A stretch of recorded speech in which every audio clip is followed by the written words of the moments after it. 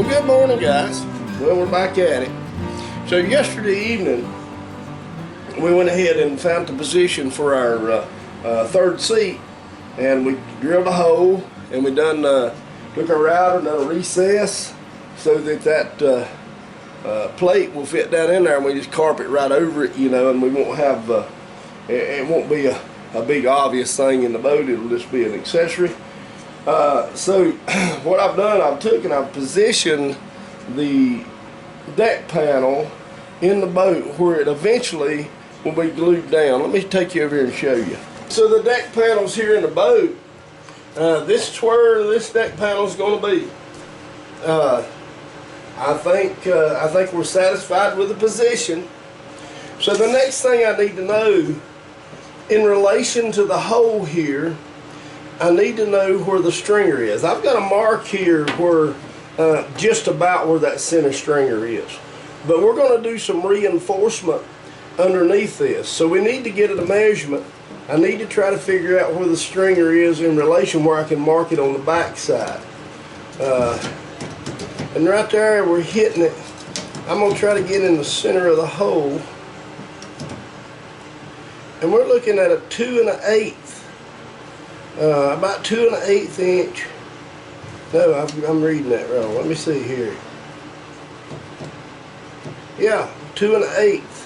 It's about 2 1/8 from the edge of this to the center stringer. So let me get this back out now that we have that measurement, and I'll show you what happens next. Now we're looking at the back side of the deck panel. I've removed it from the boat. And we know we've got a mirror image here. We know that the stringer is on this side. The center stringer, that is. So for accuracy, I'm going to use a pencil. I'm going to mark 2 1/8 to indicate where the stringer is. The reason I'm doing that is because we're going to do some reinforcement. If you'll glance back to the toward the back of the boat, you'll see, and it may be dry by now, this box. That box is going to go upside down. So let me make sure that's dry, and then I'll just go ahead and show you. But to position that box, what it is, those two pieces that are vertical are actually going to be vertical in the boat. They're going to tie into the stringers. They're going to be epoxied in when we set this. And then there's a 3/4 piece of Coosa on top that this is going to set onto, or that's going to be attached to this. Everything's going to attach to that. That's going to be tied to the stringers on both sides. It's cut to the dimension of the stringers. Of course, we'll glass it up before we put it in. So I've allowed a little room for glass. But we're going to position that here, and then once we put this in, that being peanut buttered in, once everything sets up, this is going to be rock solid. So we don't have to worry about our seat mount being flimsy. Let me give you a better look at this box that I built. Maybe I can explain it a little better. And at the same time, what I did, I created this box and I glued it together with some fast setting epoxy. But just to make sure that it don't come apart while we're working with it, I'm going to attempt to put a couple stainless steel screws in it.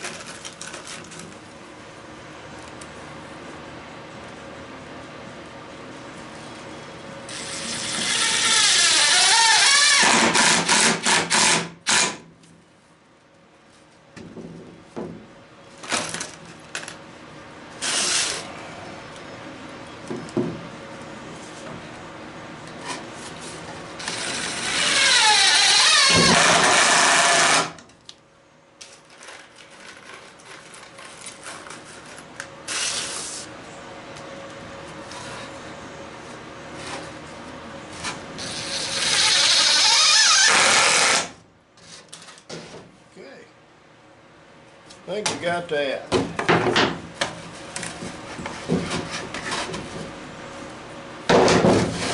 Get our face out of here. Those spacers were put into place when I clamped that. They were trying to lean in. I didn't want it. I don't know that it'd make any difference, but I didn't want it to be like that. So I've got this box. This box, like I told you, it's going to sit on the bottom. Let me get you over here where you can get a little better view. Okay, so if you can imagine with me, we've got our stringer. Let's get a piece of wood that represents our stringer. So there's our stringer on the bottom of the boat. And then this is going to be positioned up against that stringer. When everything is placed, these edges, the stringer, all that's going to be coated with some thickened epoxy. This piece is going to give the floor a lot of rigidity underneath that plate, and these two pieces are going to reinforce this piece. The outside stringer will be on this side, and we'll epoxy with peanut butter as well when we place the floor in. Before we put the floor in, of course we've got to cut a hole here for our stem to come through, but before we put our floor in, we're going to give this a coat of glass to reinforce it. So I think we're going to have a real strong connection between our seat base and the bottom of the boat tied into the stringers.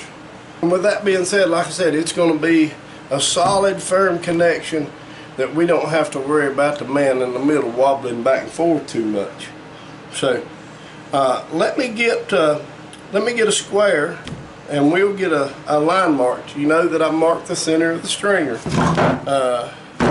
The next thing we need to do is make sure that we're square with this piece so that we won't be twisted. Because once all this is in place and we go to lay everything in, it would be real nice if we didn't have to remove and trim anything. So we know our stringer runs down the center of the boat, and we know that this factory edge is square, and that's what we're using to position everything. So what we're going to do, we're going to put our square on the factory edge, and we're going to leave our mark where we indicated for our stringer right on the edge of the square. And with a pencil, I'm not using a Sharpie because I'm trying to get a little closer measurement. We're going to draw a line, excuse me. I get the pencil's not very bright on this Coosa, but we can see it. So we can see our line with our pencil. Now we know that we want to have this pretty close to that line, but we do want to set it back. This was cut slightly shorter than the width of the stringers for the simple reason to give us some tolerance and give us somewhere for our epoxy peanut butter mixture to be when it sets up. So we're going to set it back just a little bit from that line, probably a 1/16 of an inch or so. Now the next line that we need, we've got to get the box square to the hole, because if it's twisted, then we're going to have problems there. So we're going to try to find the apex of this hole.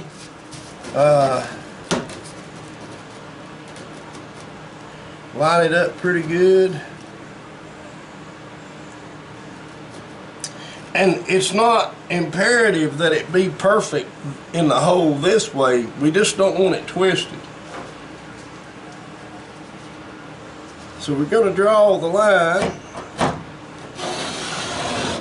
here. Then we're going to come back here and extend the line so that I can see it outside the box. That way when I position the box here, I should know that this line and this line should be center. Of course, we've got to get a center dimension on this. Now that's 8 thereabouts. So there's about the center. That's 8 inches. It's a little heavy. Like I said, as long as both sides are the same, it's going to be square. Now, we'll place that line on this line that runs this way. Of course, we'll square this edge. So we've got two methods of squaring this. Like I said, once this is all glued and epoxied and all that good stuff, and then we have a glass mat that's laid over this, everything's in position, we flip it upside down, we don't want to have to pull it out and trim it. Now, if we get a little off and we do have to pull it out and shave the edges to make sure that it's going to go down in there without any, we don't want it to, we want it to fit nicely, let's just put it that way. But if we do have to pull it out and trim a little bit, it's not the end of the world, but we can take a little time here and maybe save us a whole lot of trouble later. A temporary screw right here. Maybe if I can get going this morning.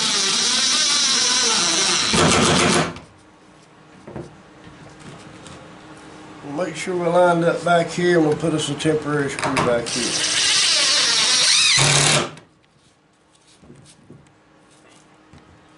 These screws will come out before we glass, and those holes will be sealed up. Let me get this material out of the way, and we'll flip this thing back over. Excuse me. Now we can see that we've got our 3/4 piece underneath here that's going to reinforce everything. Let me get a hole saw, and we're going to pop another hole going through the 3/4 piece to allow our stem to go down. Now this thing's you see there's taper on here.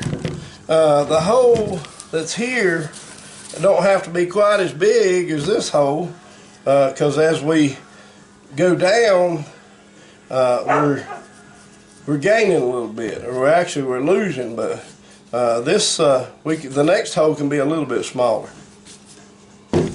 All that's going to do is save us a little peanut butter. So I'm going to just sort of eyeball this. The eye naturally goes to the center of a circle, and if we're off a little bit, this is not something that's terribly critical.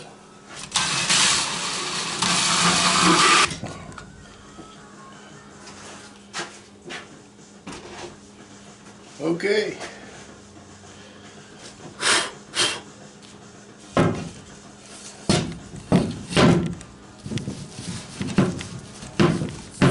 Got something under it. What we got? What we got a lump?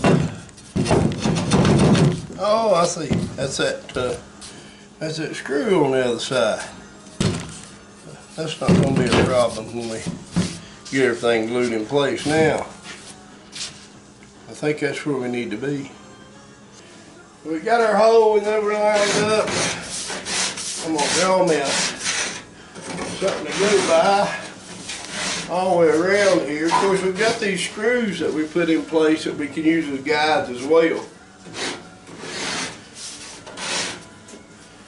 Let's mix this up a little bit of epoxy. Alright, so we've mixed up a little bit of resin. We're going to coat both pieces, and then we're going to screw them back together. I'm just going to take, if I have enough resin, I'm just going to take, I guess it'd make it easier if I get a brush. Let me get a brush. Now, I was considering using the fast curing epoxy for this because it's early in the day and I want to proceed with the project. However, I think I've devised a method to where this taking some time to set is not going to interfere with what we're going to do the rest of the day on the project. Let me cook that inside there. This Coosa board, it don't absorb much material, but it's just a good habit to give it a coat before you lay any glass, because If it does absorb any, then it can leave your glass dry. Got some more here. Get us some more of this slopped on here.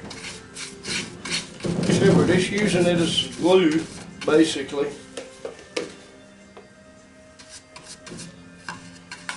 Get a little in there.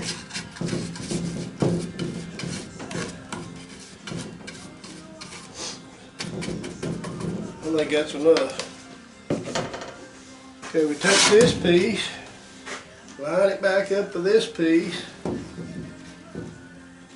Now, once I put the resin on here, it makes it hard to see my pencil lines.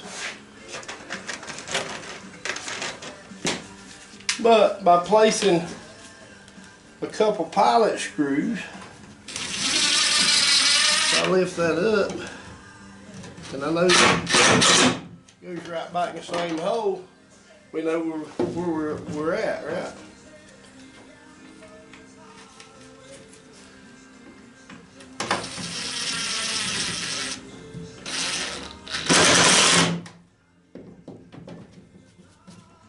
Okay.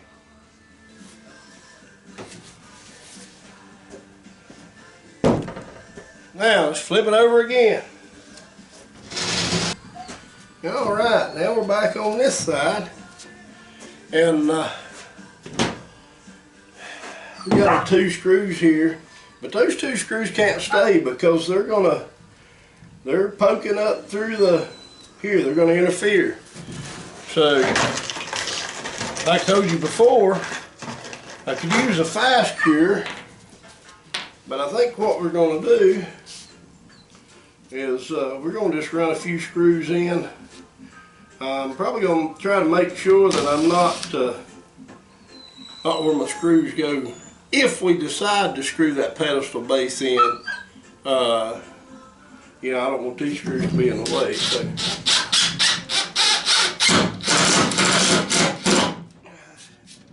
That's pulling down pretty good.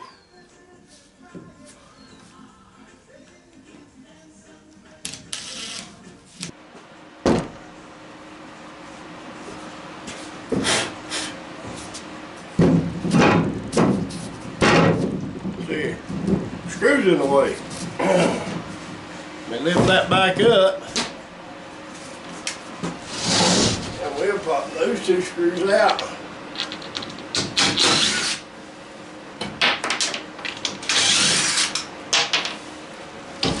Now that we've got the ones in from the top.